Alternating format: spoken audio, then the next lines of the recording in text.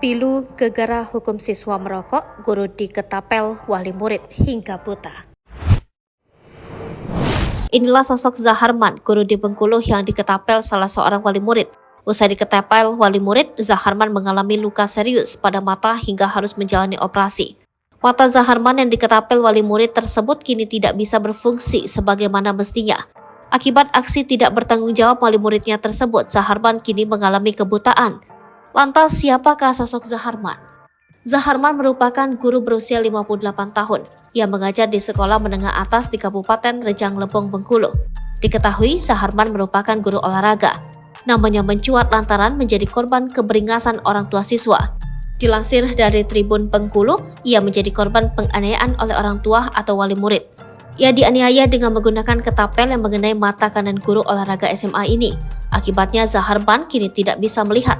Zaharman harus menjalani operasi. Bahkan bola mata yang sebelumnya masih bisa melihat dengan jelas terpaksa diangkat oleh dokter karena sudah hancur terkena ketapel. Sementara bola mata sebelah kiri telah mengalami katarak. Saat ini Zaharman masih menjalani perawatan di Rumah Sakit AR Bunda Kota Lubuk Linggau. Kondisi terkini Zaharman diungkap anak kandungnya Ilham Mubdi. Ilham membenarkan bahwa operasi yang dilakukan di Rumah Sakit AR Bunda itu adalah pengangkatan bola mata. Karena dari hasil pemeriksaan, luka yang dialami mata kanannya sangat berat sehingga sudah tidak berfungsi lagi. Selain itu, ia juga mengaku bahwa ayahnya kemungkinan mengalami kebutaan permanen di dua mata, mengingat saat ini mata kiri ayahnya telah mengalami katarak.